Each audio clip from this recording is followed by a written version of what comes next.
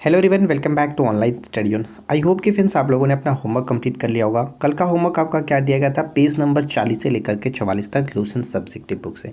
अगर आपने अपना होमवर्क अच्छे तरीके से कंप्लीट करके आए होंगे तो इस वीडियो को एंड तक देखिए। और यहाँ पे एमसीक्यू के फॉर्मेट में आपको क्वेश्चंस दिया जाएगा और क्वेश्चंस खुद से लगाने की कोशिश करिए और देखिए कितना आप सही कर पाते हैं। तो चलिए शुरू करते हैं। और आज का होमवर्क आपको इस वीडियो में ही कहीं देखने को मिलेगा, तो इस वीडियो के साथ बने रहिएगा।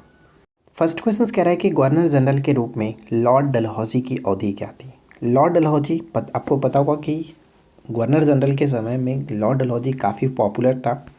तो अगर हम लॉर्ड डलहौजी की बात करें तो इनका समय रहा है 1848 से लेकर के 1856 तक, यानी हम यहाँ पे ऑप्शन सी को टिक आउट करके आगे बढ़ेंगे। Second question, Lord William Bentinck द्वारा शुरू किए गए सामाजिक सुधार क्या क्या थे? तो इनके द्वारा शुरू किया गया सामाजिक सुधार, सती प्रथा का अंत किया गया, साथ ही साथ ठगी प्रथा का दमन किया गया 1829 1830, आपको पता होगा। तो उपरोक्त दोनों कार्य यहाँ पे किए गए, तो सी विल बी राइट आंसर। चलिए आगे बढ़ते हैं। क्वेश्चन नंबर थर्ड, विश्वविद्यालय के अनुसार कलकत्ता, मद्रास और बम्बई की स्थापना किए गए थे? कलकत्ता, मद्रास और बम्बई की स्थापित किए गए थे वुड डिस्पैच के द्वारा। भारतीय शिक्षा का मैग्ना कार्टा कहा जाता है, तो ये आपको याद रखना है। 1854 के साथ इसका संबंध हो जाता है, ठीक है, वुड का डिस्पैच। नेक्स्ट क्वेश्चन देखते हैं। क्वेश्चन नंबर 4 बनता है, लॉर्ड कॉर्नवालिस के संबंध में निम्न में से कौन सा कथन सत्य है? लॉर्ड कॉर्नवालिस के संबंध में कौन सा कथन सत्य है? तो चलिए एक एक करके पढ़ते हैं। जिले के समस्त अधिकारी कलेक्टर के हाथों में दे दिया गया था। 1793 ईस्वी में प्रसिद्ध कॉर्नवालिस कोड का निर्माण इन्होंने कराया, जो कि शक्तियों के पृथक्करण सिद्धांत पर आधारित है। ये पॉइंट्स बहुत इंपॉर्टेंट है, ठीक है।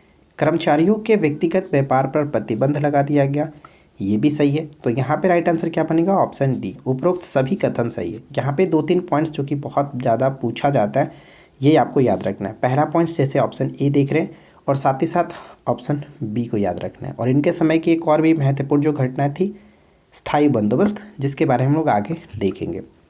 चलिए नेक्स्ट क्वेश्चन क्या है?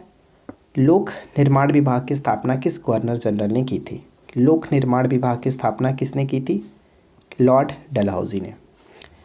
नेक्स्ट क्वेश्चन, कौन भारत की आज़ादी की पहली लड़ाई के रूप में 1857 विद्रोह कहा जाता है?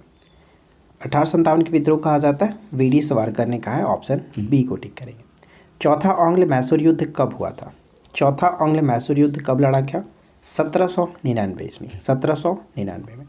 निम्न में से किसको भारतीय सिविल सेवा का जनक कहा जाता है? भारतीय सिविल सेवा के जनक के रूप में जाना जाता है किसे?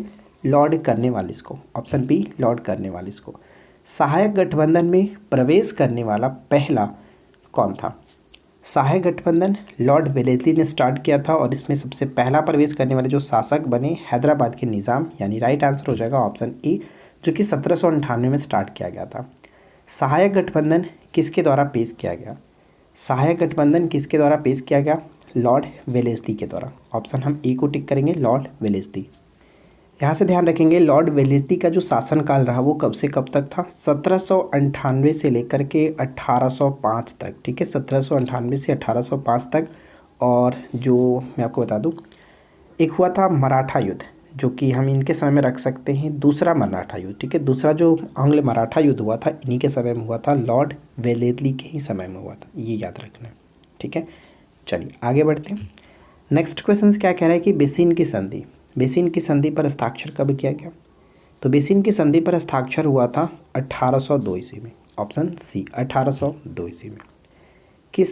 किसके प्रशासन के तहत भारतीय पुरातत्व सर्वेक्षण का कार्य शुरू हुआ?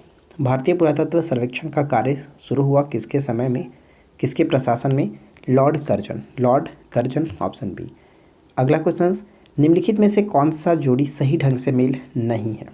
सही ढंग से मेल नहीं खाता, तो ध्यान रखेंगे, लॉर्ड डलहौजी हड़प नीति के साथ संबंधित है, इनके समय स्टार्ट किया गया था, डॉक्ट्रिन्स ऑफ लैप्स के नाम से भी जाना जाता है। लॉर्ड मिंटो की बात करें तो भारतीय परिषद अधिनियम 1909 के साथ संबंध रखते हैं। लॉर्ड वेलेस्ली सहायक गठबंधन जिन्होंने स्टार्ट किया, और यहाँ पे कर्जन जो कि वर्नाकुलर स्पेस एक्ट 1778, ये पॉइंट गलत है, क्योंकि इसको स्टार्ट किया गया था लॉर्ड लीटन के समय में और इसको रद्द किया गया था लॉर्ड रिपन के समय में। तो कर्जन के साथ यहाँ पे इनका कोई भी मेल नहीं होता है, इसलिए हम यहाँ पे डी को टिक करेंगे, जो कि पॉइंट्स गलत है, राइट। अगला क्वेश्चन, निम्नलिखित में से किसके साथ महात्मा गांधी ने सविनय अवज्ञा आंदोलन को स्थगित करने और गोलमेज सम्मेलन में भाग लेने के लिए एक समझौते पर हस्ताक्षर किया था? Option C, Lord Irwin. Lord Irwin यहाँ पे करेक्ट होगा। अगला क्वेश्चन देखिए, भारतीय रेलवे और टेलीग्राफ सेवा किसके शासनकाल के दौरान शुरू की गई थी? भारतीय रेलवे और टेलीग्राफ जो सेवा स्टार्ट किया गया लॉर्ड डलहौजी के द्वारा, क्योंकि भारत में जो पहली जो ट्रेन स्टार्ट की गई थी 16 अप्रैल 1853 को स्टार्ट की गई थी। तो किनके समय में? डलहौजी के समय में। ऑप्शन डी को टिक करेंगे। अगला क्वेश्चन, भारतीय राज्यों पर अंग्रेजी प्रभुत्व स्थापित करने के लिए किसने प्रशासन में सहायक संधि प्रणाली का सूत्रपात किया? सहायक संधि का सूत्रपात किसे माना जाता है? लॉर्ड वेलेस्ली को माना जाता है। लेकिन ध्यान रखिएगा, भारत में सहायक संधि का प्रयोग वेलेस्ली से पूर्व अगर फ्रांसीसी गवर्नर पूछे तो वहाँ पर हम लोग डुप्ले को टिक करेंगे। ठीक है, ये भी आपको याद रखना। ब्रिटिश द्वारा सुशासन का बहाना लेकर निम्नलिखित प्रश्नों में से किस पर एक शासन हटा दिया गया? किस पर से एक शासन हटा दिया गया? तो यहाँ पे करेक्ट होगा अवध। अवध, ऑप्शन ए को टिक करेंगे, अवध। निम्न में से कौन एक भारत का प्रथम वायसराय था? भारत का प्रथम वायसराय कौन बने? भारत के प्रथम वायसराय लॉर्ड कैनिंग को बनाया गया था। C will be right answer, Lord Canning. East India Company का राजपूत राज्यों में सहायक संधि करने वाले का मुख्य उद्देश्य क्या था? ईस्ट इंडिया कंपनी का राजपूत राज्यों में सहायक संधि करने का मुख्य उद्देश्य क्या था? मुख्य उद्देश्य था अंग्रेजों की प्रभुसत्ता स्थापित करना। ऑप्शन डी, अंग्रेजों की प्रभुसत्ता स्थापित करना। विधवा पुनर्विवाह अधिनियम किसके शासनकाल में क्रियान्वित किया गया? विधवा पुनर्विवाह अधिनियम किसके समय में आया? तो लॉर्ड कैनिंग के समय में आया था। Option B. फ्रेंड्स, अगर आपको ये वीडियो पसंद आए तो प्लीज़ वीडियो को लाइक करिएगा, जो कि बिल्कुल आप नहीं कर रहे हैं यार। थोड़ा सा हम लोग को भी सपोर्ट किया करें। सिर्फ आप वीडियो देख करके चले जाते हो, ऐसा हमें अच्छा नहीं लगता है। तो यार सपोर्ट कर दिया करें, लाइक करने में क्या जाता है, लाइक करें और शेयर भी कर दिया करें। चलिए नेक्स्ट वन देखिए, लॉर्ड डलहौजी के विलय नीति का प्रथम शिकार निम्नलिखित में से कौन हुआ? तो ध्यान रखिएगा, लॉर्ड डलहौजी की विलय नीति का जो प्रथम शिकार हुआ वो सतारा। सतारा कहाँ पे अक्सर पूछा जाता है? सतारा महाराष्ट्र में पड़ता है, जो कि सबसे पहले 1848 ईस्वी में ये शिकार बना था इसका विलय नीति का, जिसको व्यापकगत सिद्धांत कहा जाता है, डॉक्ट्रिन्स ऑफ लैप्स के नाम से भी जाना जाता है। और सर्वप्रथम सतारा और उसके बाद जैतपुर, जो कि बुंदेलखंड और संबलपुर उड़ीसा का है, 1849 में। उसके बाद बघाट 1850, उदयपुर मध्य प्रदेश। तो इस तरह से आगे भी रहा। और यहाँ पे एक पॉइंट्स याद रखिएगा, अगर हम ध्यान रखें झांसी को पूछ ले कि झांसी को कब, तो 1853 में झांसी को इसके अंतर्गत मिलाया गया। राइट, आगे बढ़ते हैं। नेक्स्ट वन की 1 नवंबर 1858 को महारानी विक्टोरिया का घोषणा पत्र इलाहाबाद में पढ़ करके किसने सुनाया था? 1848 में महारानी विक्टोरिया का घोषणा पत्र इलाहाबाद में पढ़ करके किसने सुनाया था? Lord Canning. Option B, Lord Canning. भारतीय नागरिक सेवा का प्रवर्तन किया गया। भारतीय नागरिक सेवा का प्रवर्तन किसको माना जाता है? ऊपर में देखा था हम लोगों ने, तो करने वाले इसके शासनकाल में। सी को टिक करेंगे, करने वाले। लॉर्ड डलहौजी की सहायक संधि को स्वीकार करने वाला पहला मराठा सरदार कौन हुआ? पहला मराठा सरदार कौन हुआ? तो बेसिन की संधि के तहत 1802 में पेशवा बाजीराव द्वितीय। सी विल बी राइट आंसर। सहायक संधि के संबंध में निम्न में से कौन सा कथन असत्य है? ध्यान दीजिएगा, असत्य है सहायक संधि के संबंध में। पहला पॉइंट्स, सहायक संधि की शुरुआत लॉर्ड वेलेस्ली ने की थी। सहायक संधि की शुरुआत लॉर्ड वेलेस्ली ने की थी। भारत में सहायक संधि का प्रयोग वेलेस्ली से पूर्व जो फ्रांसीसी थे गवर्नर डुप्ले ने किया था। ये मैंने आपको ऊपर बताया था। तो यहाँ पे दोनों के दोनों पॉइंट्स बिल्कुल सही है। और थर्ड पॉइंट क्या है? इंदौर के होलकरों ने सहायक संधि को स्वीकार नहीं किया था। यहाँ पे तीनों के तीनों पॉइंट्स ध्यान रखें, बिल्कुल सही है। तो हमें बताना था असत्य कौन सा है, तो उपरोक्त में से कोई भी असत्य नहीं है। ऑप्शन डी को टिक करके आगे बढ़ेंगे। राइट, अगला क्वेश्चन नेक्स्ट वन है कि निम्नलिखित में से किसने बंगाल में द्वैत शासन प्रणाली को समाप्त किया था? बंगाल में द्वैत शासन प्रणाली को समाप्त किसने किया? लगाया था रॉबर्ट क्लाइव ने, लेकिन समाप्त वारेन हेस्टिंग्स ने किया। तो सी को यहाँ पे टिक करेंगे, सी बिल्कुल सही आंसर है। अगला क्वेश्चन, किस गवर्नर जनरल पर महाभियोग का मुकदमा चलाया गया था? किस गवर्नर जनरल पर महाभियोग का मुकदमा चलाया गया? वारेन हेस्टिंग्स ही थे। तो यहाँ पे बी को टिक करेंगे। ध्यान रखिएगा, पिट्स इंडिया एक्ट 1784 के विरोध में इस्तीफा देकर के जब वारेन हेस्टिंग्स फरवरी 1785 ईस्वी में इंग्लैंड पहुंचे तो वहां के जो बर्क थे, बर्क द्वारा उनके ऊपर महाभियोग चला गया था।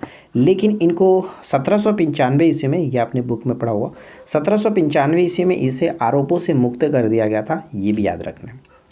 बंगाल का विभाजन वर्ष 1905 में किसकी अध्यक्षता में हुआ था? बंगाल का विभाजन किसकी अध्यक्षता में?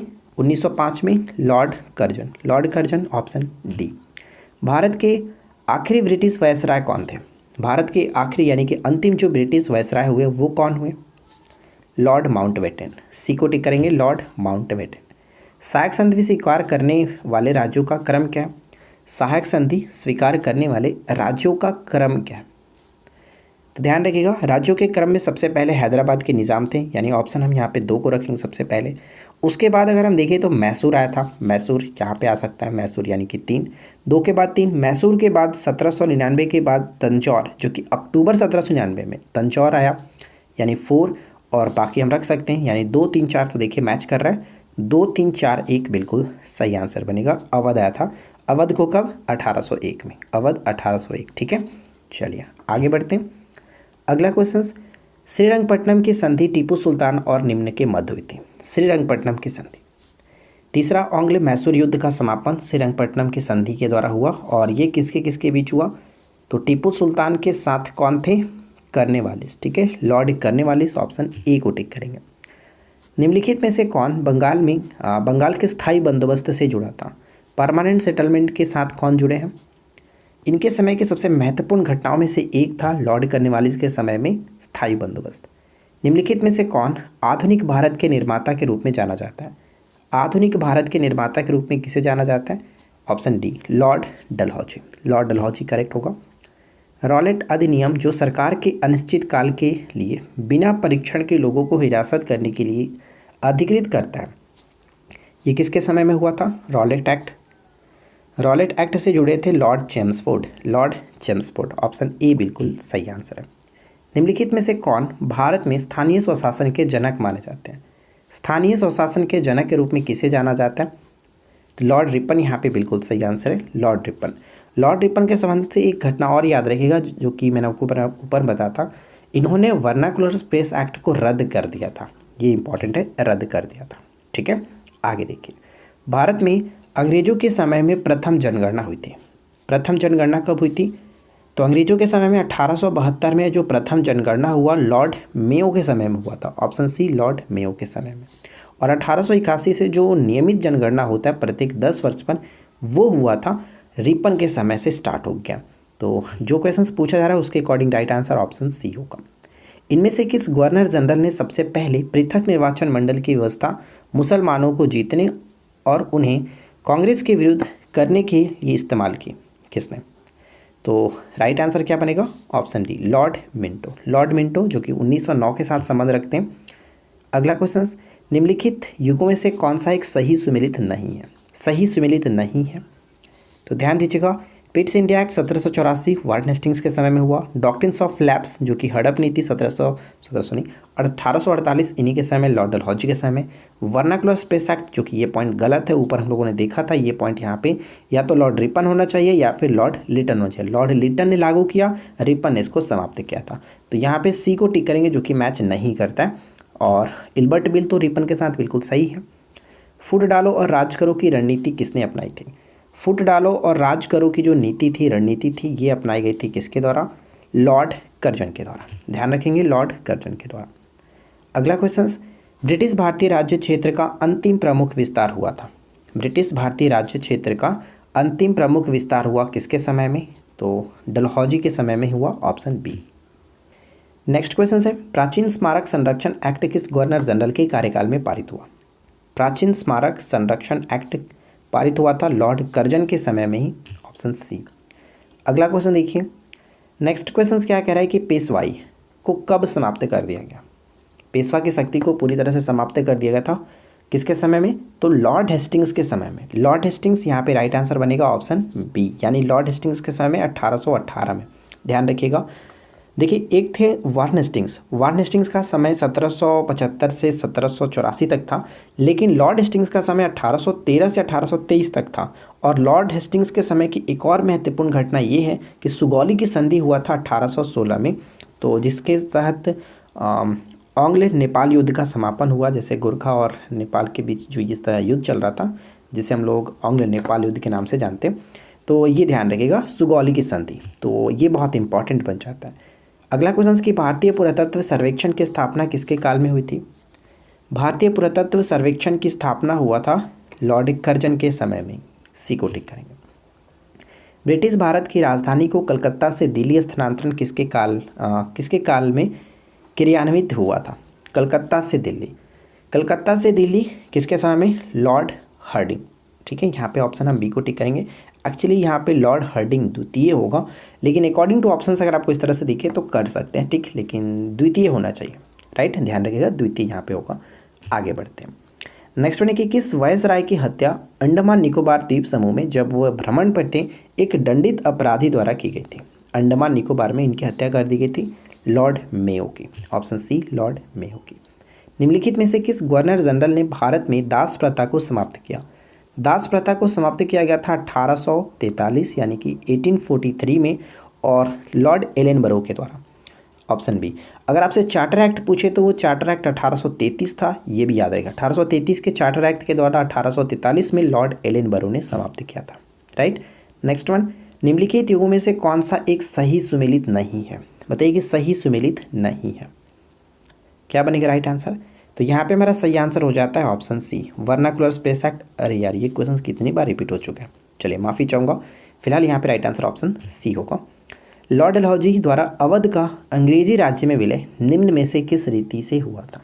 अवध का, ध्यान रखिएगा, अवध का जो हुआ वो कुशासन प्रथा यानी कि कुप्रशासन के कारण किया गया था। ऑप्शन डी को टिक करेंगे। ये क्वेश्चन अक्सर पूछा जाता है, 1856 में हुआ था, ये ध्यान रखिएगा।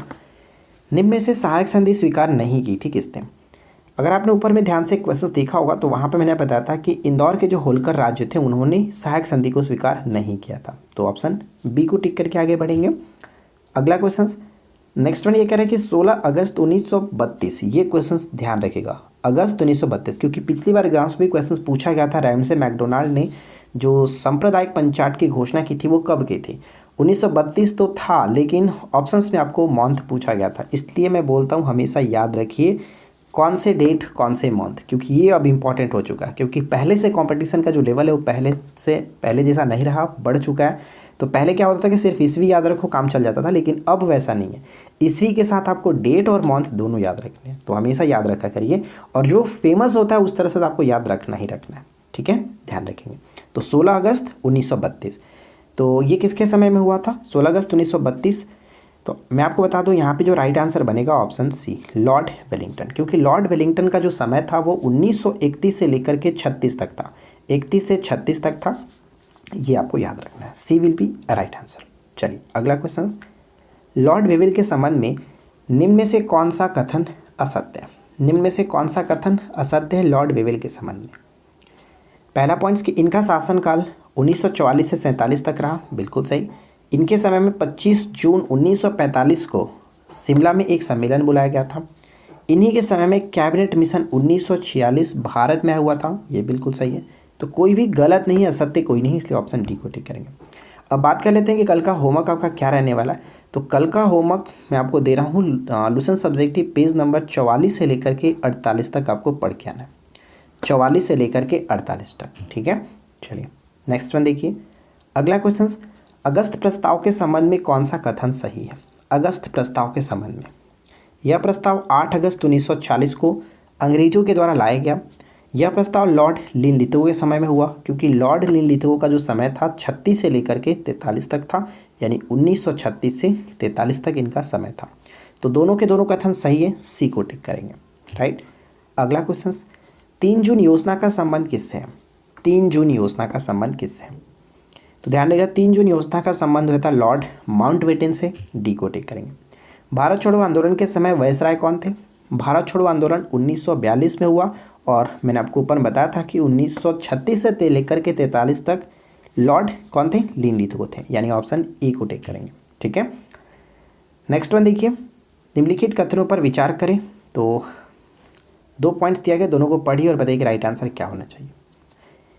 पहला पॉइंट्स कह रहा है कि इनके समय में तृतीय आंग्ल होगा, तृतीय आंग्ल वर्मा युद्ध हुआ, तृतीय आंग्ल वर्मा युद्ध हुआ। साथ ही साथ बम्बई में भारतीय राष्ट्रीय कांग्रेस की स्थापना की गई थी, भारतीय राष्ट्रीय कांग्रेस की स्थापना की गई थी, ये बिल्कुल सही है। भारतीय राष्ट्रीय कांग्रेस की स्थापना तो आपको पता है 1885। तो यहाँ पे अगर हम बात करें कि तृतीय आंग्ल वर्मा युद्ध कब हुआ, ये आपको पता होगा कि 1885 से लेकर के 1888 तक चला था, 1885 से 88 तक चला था तृतीय आंग्ल वर्मा युद्ध। तो ये किसके समय हुआ, 1885 में लॉर्ड डफरिन का समय चल रहा था, यानी ऑप्शन हम बी को टिक करेंगे, क्योंकि डफरिन का समय 84 से लेकर के 88 तक ही था, तो बी को टिक करके आगे बढ़ेंगे। ठीक है, नेक्स्ट वन देखिए, किसे ओवन मेरेडिथ कहा जाता है, कहा गया है ओवन मेरेडिथ के नाम से किसे जाना गया, ओवन मेरेडिथ के नाम से लॉर्ड लिटन को जाना गया। लिटन का जो समय था वो 1876 से 80 तक था, 1876 से 80 तक, ये आपको याद रखना है। और इनके समय में लिटन ने देखिए एक रिचर्ड स्ट्रैची की अध्यक्षता में एक काल आयोग की स्थापना भी किया था 1878 में, ये आपको याद रखना है।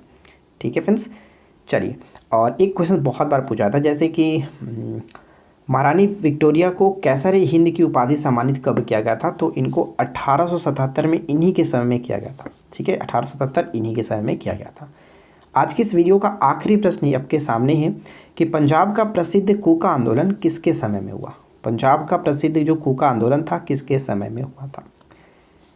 तो right answer will be option A, Lord Northbrook. Northbrook का समय क्या था, 1872 से 1876, और इनके समय में बंगाल में भयंकर अकाल भी आया हुआ था, तो ये आपको याद रखना है। ठीक है फ्रेंड्स, तो आशा करते हैं कि आप लोगों को आज का ये 57 MCQ अच्छा लगा होगा। वीडियो कैसा लगा नीचे कमेंट करके बताइए, जो कि आप पता नहीं क्या मुझे नहीं समझ में आता यार, आप लोग वीडियो लाइक क्यों नहीं करते हो। इतना मेहनत करके आप लोगों के लिए क्वेश्चंस रेडी किया जाता है, डेली बेसिस पे रेडी किया जाता है, 60 क्वेश्चंस 50 क्वेश्चंस।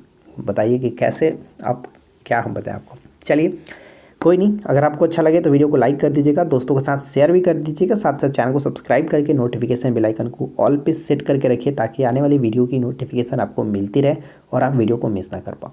तो मिलते हैं नेक्स्ट क्लास में, थैंक्स फॉर वॉचिंग।